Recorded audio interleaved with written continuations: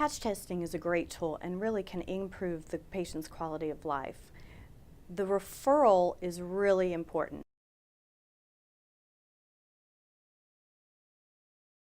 A healthcare provider should refer a patient for patch testing under mainly 3 conditions. Number 1, a known contact dermatitis allergen. They know that there's a rash on the abdomen right where their belt buckle hits. That would be a reason to send a patient. Or the earrings that they wear all the time give them some irritation and inflammation. That's a reason. That's a known contact dermatitis allergy. The second type of patient that should be probably referred for patch testing includes a patient that has atopic dermatitis.